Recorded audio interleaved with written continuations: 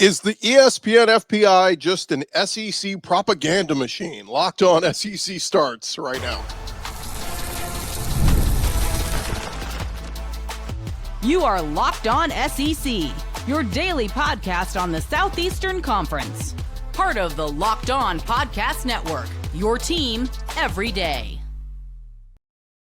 And what's up, everybody? Welcome into Locked On SEC. It's great to have you guys along. I'm Gordy. Thanks for making Locked On SEC your first listen every day. Shout out to our everydayers. We're free and available wherever you get your podcasts and on YouTube, part of Locked On Podcast Network, covering your team every day. And look, this is always a fun time of year. We start getting out a lot of preseason rankings, people making their guesses. Here's my picks for the upcoming season. Well, one of the things that's kind of come out this time of year in recent years is the ESPN FPI, and it is the latest batch of college football rankings. ESPN revealing their latest FPI top 25 ahead of the 2025 season. Now, just to refresh everybody's memories, the FPI Football Power Index is a predictive rating system that estimates each FBS team's strength in points per game relative to the national average on offense, defense, special teams. Again, this is very nerdy, then makes adjustments for starters lost, recruiting talent, and other personnel changes, including, transfer portal, coaching changes, whatever. Those numbers are then all plugged into the schedule, and everything is simulated 20,000 times to track each team's odds of winning its conference. Then the odds of making the playoff, also advancing third to the national title game. So, look, a lot could change between now and then. Injuries could happen during fall camp. I mean, there's a lot of things that could happen. But clearly what you're going to see is the top of this list is dominated by SEC teams. 11 of the top 19 come from the SEC. And without further ado, let's take a look at the latest FPI rankings from ESPN. And, of course, all the teams at the top are going to be considered your national championship contenders. So here's the list. On3 put this out. Again, this is courtesy of ESPN FPI. Number one on this list is Texas. The FPI has the Texas Longhorns as the number one team in the country, and Arch Manning Mania is taking off already. A lot of people expecting the Longhorns. They were just playoff teams the last 2 years under Steve Sarkisian. Quinn Ewers was great. People think Arch is going to be better. Now, the question is, how quickly will Arch be better than Quinn Ewers? This season immediately, 2026, the end of 2025, I don't know. But that's kind of where it is. But they also consider this. CJ Baxter is back at running back with all those other pieces they got back there, Trey Wisner. And it does seem like Steve Sarkisian's team has reloaded. They, obviously, as talented as they were last year, they're probably going to run the ball even better this year. So Texas is the number one according to FPI. Georgia comes in at number two. And the Bulldogs and Kirby Smart, they're not going anywhere. They're right back in this mix.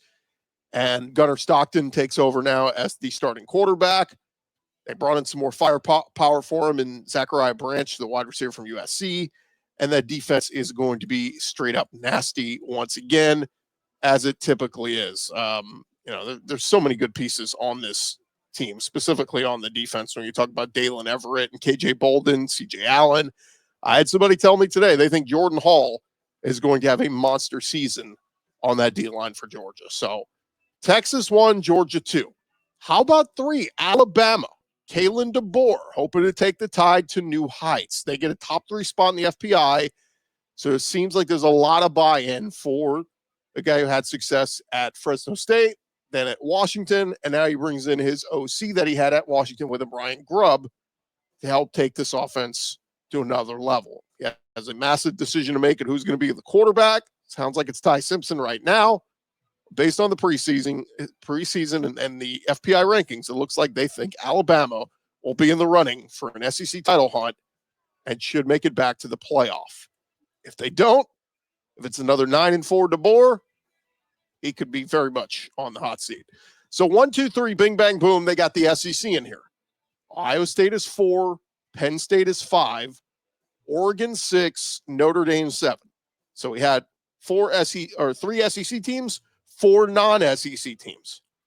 How about coming in at number 8, Texas A&M, coming off an 8-5 season it's a little bit of a surprise from the FPI. Mike Elko going into his second season, but he's recruited well. They've added some pieces through the portal. Aggies did lose 4 of their last 5 down the stretch last season, lost the bowl game to USC, but last year included top 10 wins over Missouri and LSU. So they think that they are going to take that step forward. I've told you guys all offseason, I love A&M's run game. I think Levy and Moss coming back, with Ruben Owens coming back, Mari Daniels. As long as that offensive line holds up to their end of the bargain, A&M is going to be really good. Got some tough games, but they have a chance to be potentially in the mix. I think 8's way too high, though. I mean, again, this is the FPI. Can't really argue with it. It's a computer model that's running all this stuff. But most people, your average fan, would not be thinking Texas A&M is a preseason top 10 team right now. Coming in number 10, Tennessee, getting a top 10 ranking despite the massive offseason loss of Nico Iamaleava. Josh Heupel obviously stood his ground. They go get, do a quarterback swap basically for Joey Aguilar. And this is where I say, like, how much do you trust Heupel in getting the most out of his quarterbacks? Last year, Nico wasn't great. How much of that was Nico? How much of that was Heupel, the play calling, whatever? But Tennessee's got a lot of talent up and down that roster. So if Aguilar can be a game manager or even a little bit better than that, Vols could be really good. So Tennessee coming in at number 10. Clemson was Miami was 9, Tennessee was 10, Clemson 11, LSU 12. Little low here on this list for LSU. Garrett Nussmeier back at quarterback. Defense added a lot of new pieces through the portal. I would encourage you guys, if you have not looked at LSU's depth chart, go look at it. A lot of new pieces there that are going to be upgrades over last year's team. But interestingly, that the FPI has them at 12. Could it be simply because their schedule is brutal? I mean, opening on the road at Clemson is tough as anything. And I heard somebody make an interesting point earlier today about that game between Clemson and LSU. They said basically it is portal versus continuity. And basically what that means is LSU went out and addressed a lot of their major needs through the portal and using their NIL money that they lost, recouped rather, from Bryce Underwood flipping at the last minute from LSU to Michigan. They then used that dollars to go get some established stars. And it's basically been the Ole Miss Lane Kiffin method the last couple of years. Go get established stars. Ole Miss had one of the best portal hauls ever last year, and it was big stars from Walter Nolan to, run down the list of the players they had last year. Trey Amos. They did a great job. Now, again, they fell short against Kentucky and Florida, and they missed the playoff. But they beat Georgia. They had some nice wins last year. LSU's following that model. Clemson is the anti-that, right? Dabo's been very anti-portal. They've stayed the course. Their approach has been about recruiting, retaining, and development. So it's just going to be a fascinating game. Again, it's advantage Clemson because they're playing that game at home. But the LSU dynamic of portal and some continuity, right? You bring back Garrett Nussmeier, Hal Perkins, Jacobian Guillory, a lot of pieces that were on LSU's team last year. But Clemson going the full approach of, barely any portal and full just stay in the road with developing your talent. Just going to be a really interesting approach to see how that game plays out. Coming in number 13 on the FPI, it is Ole Miss, and all eyes are on Austin Simmons, obviously. Saw, great piece this week on CBS Sports about Austin Simmons and getting his degree already. We'll touch on that a little bit later in the show if we have some time, but it's all on Austin Simmons and Lane Kiffin, obviously a very quarterback-friendly offense. If Austin Simmons could settle in very quickly, Ole Miss could be in the running for another 10-2 season and possibly finally getting over that hump and making the playoff under Lane Kiffin. Number 14 is interesting. How about Auburn? Jackson Arnold. They are expecting him to take that big leap here. Last year at Oklahoma was very up and down, but did not have the healthy receivers. At Auburn, he will have Cam Coleman. He will have Perry Thompson. He will have Eric Singleton coming in from Georgia Tech. They got the weapons. Expect Auburn's defense to be solid as it typically is. It's all about the offense and Hugh Freeze to get that fixed. And if they do, watch out for Auburn. 14 in the ESPN FPI. Could they finish the year as a top 16 team and make the playoff? Quite a story if they do. How about 15, South Carolina? I understand some Gamecock fans may be upset, saying we should be ahead of teams like Ole Miss, Auburn, etc. But Lenore Sellers, Dylan Stewart, two monsters on that team. What else do they got? To me, it's all about the run game.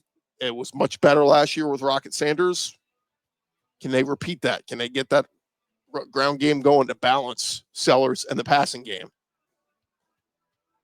Coming in number 16, it's Oklahoma. The John Mateer era begins under Ben Arbuckle, bringing him over as new OC.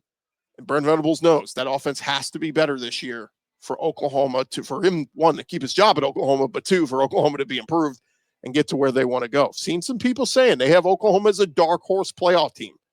Certainly here in the FPI coming in number 16, could they be a top 16 team at the end of this upcoming season?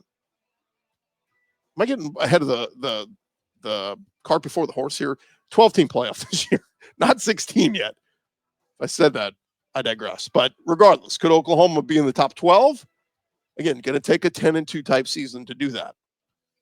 Then they got Michigan at number 17. So, by the way, that was 5 straight SEC teams from 12 to 16 in the ESPN FPI. They got Michigan at 17, Florida at 18, Billy Napier, DJ Lagway. What is this team going to look like? Can the defense get a little bit better? Ground game should be fine. Pass catching weapons, Dallas Wilson, big-time freshman receiver coming in. But the schedule is brutal. They could weather the storm of the schedule. Florida could be in the mix here. USC at 19, SMU at 20, Kansas State at 21, Arkansas 22. Sam Pittman. Don't count out big Sam Pittman. Taylon Green back with Bobby Petrino calling the plays. Arkansas's offense, can it get better this year? If it does, Arkansas certainly in the mix to potentially, again, that bar is 10-2. Can you get to 10-2? They're going to have to pull some upsets to do it. But if Taylon Green has taken another leap as a starting quarterback, watch out. Missouri coming in at number 23. All Eli Drinkwitz has done is run a steady program the last couple of years, surprising some people, winning some games maybe they shouldn't. So Missouri certainly belongs in there. Bo Perbula, the new quarterback coming in from Penn State. And they got Arizona State 24 and Nebraska at 25. So basically, Auburn, Michigan, Oklahoma are all among the 17 most likely champions in the ESPN FPI. All three made major moves in the offseason to spark their surges. Like we talked about, Auburn brought in a top 10 transfer class with Jackson Arnold. Oklahoma revamped their offensive core with John Mateer, quarterback. So a lot of this depends on what those quarterbacks are going to do, how quickly they mature, develop, settle in, all that to make that rise. But again, from ESPN, the piece says, if you want another illustration of how dominant the best teams are, the top 4 projected offensive teams by the FPI, Texas, Georgia, Alabama, and Ohio State, are also the top 4 projected defensive teams, with Alabama and Texas rising 10 spots apiece from last year on the offensive side. So again, like Texas, the ground game should be good, but they really buy into Arch being that much better than Quinn Ewers. I had somebody tell me earlier, they were like, if Arch was so good, why didn't he start over Quinn last year? Again, it's a different year. It's another year. Quinn's gone. Arch has matured. Is he ready for that big leap? Again, I like Arch a lot, but man, they are expecting big, big things out of him. For Alabama, like we said, like Jalen Milroe was really good. He had some ups and some downs, but like we're going to expect Ty Simpson's going to come in with Ryan Grubb as the OC, and this is just going to be light years better offense. I don't know. They got to run the ball.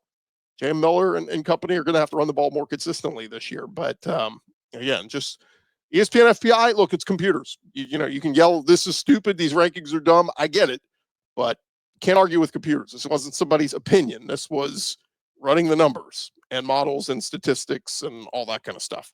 All right, when we return, we will discuss the FPI spit out some of the big college football matchups. A lot of them, spoiler, are from the SEC. We'll touch on that coming up next. All right, first, I want to remind you guys about our friends over at FanDuel, and the NBA playoffs are here. Game 1 of the NBA Finals underway last night, and you have got plenty of opportunities to get in on the action over at FanDuel. They make it easy for you to stay in the game before tip-off and live in-game with player props, performance trends, same-game parlays. No better time to get in over at FanDuel. They got all your college football, early season stuff as well. I was looking at, they've got a lot of the week 1 lines. A lot of these games you see on the ticker back here, they have got those games up already with spreads for week 1. You could bet on that.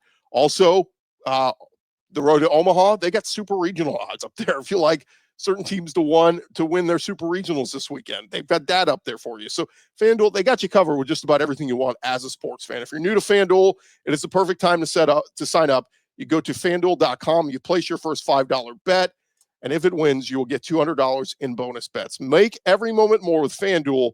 They are the official sports betting partner of the NBA.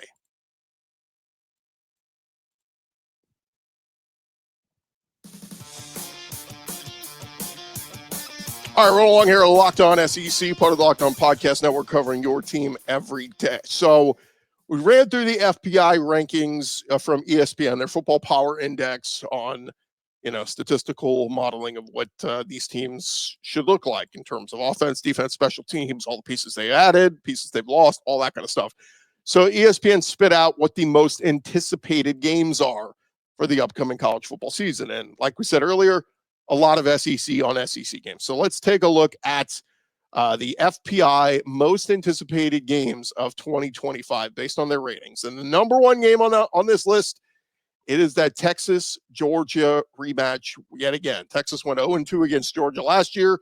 They got them pinned right now as number one Texas at number two Georgia. They'll be late in the season, November 15th, 2025. But Texas at Georgia, there's no doubt. I mean, I got a feeling right now those TV ratings are going to be through the roof. Even if Texas has two losses, even if Georgia has two losses, that game is going to be a monster of a game. The other one, the next game, most anticipated game based on these rankings, is Texas at Ohio State. Again, it's the number one team versus the number four team in the FPI rankings. That is week one. That is right out of the gates. We get to see Arch Manning and Steve Sarkisian and company go up to Columbus and have a massive test against Ohio State. So that is number two. Number three on the list, Alabama, Georgia. It's, the reverse of last year. We got to see Georgia go to Alabama. Carson Beck played one of his worst games ever, only to rally and put up big stats in the fourth quarter and make it a close game again. And Alabama held on to win because Ryan Williams is a freak. But that game, yes, it's September 27th. Alabama, Georgia will be one of the most anticipated games, and the FPI agrees. Coming in number four, Georgia at Tennessee, an early season game, September 13th. It's the Bulldogs at Tennessee. Joey Aguilar, can you take care of the football? Can you not turn it over? Can Tennessee run the football effectively? That is going to be all the questions that Josh Heupel and company will have to ask early in the season. But Georgia at Tennessee, number four on this list. Then they got Penn State at Ohio State. Then after that, October 4th, you've got Texas at Florida. That's a big one. That's Arch versus DJ Lagway. Legacy of the Manning from Louisiana going against DJ Lagway, the pride of Willis, Texas. Going to be a very fun one. That's the early season game that you really find out, like, all right, Florida, are you the real deal? Because they got to go to LSU early, and then they get Texas at home.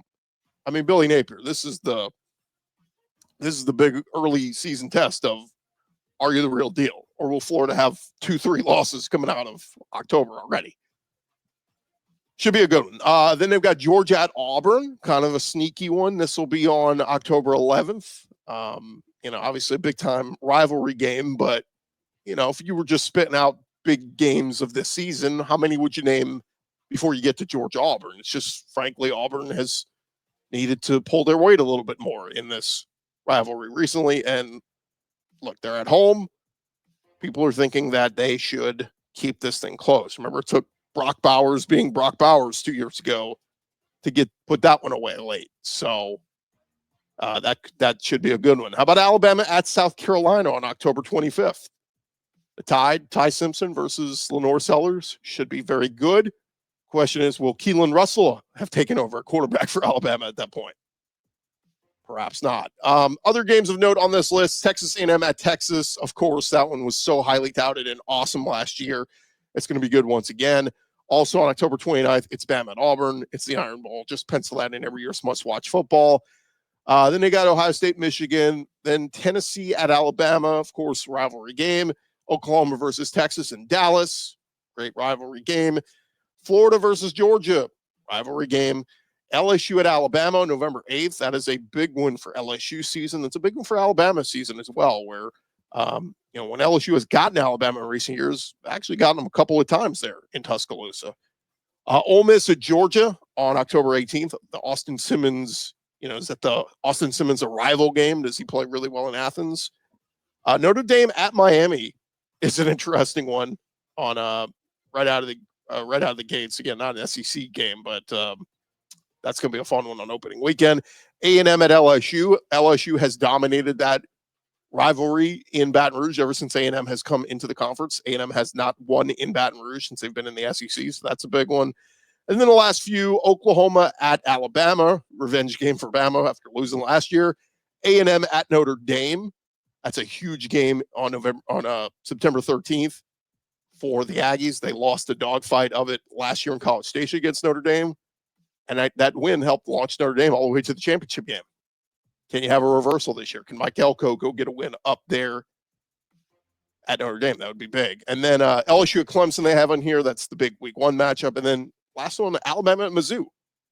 Again, is Mizzou going to be that top 25 team like a lot of people are predicting? So, again, a lot of these are no duh, but, it's just kind of fun to look at and say the FPI is saying these are some of the most anticipated matchups. All right. When we return here on Locked On SEC, we have got the Super Regionals getting underway starting tonight. We'll touch on that briefly when we return. Stay here, more Locked On SEC.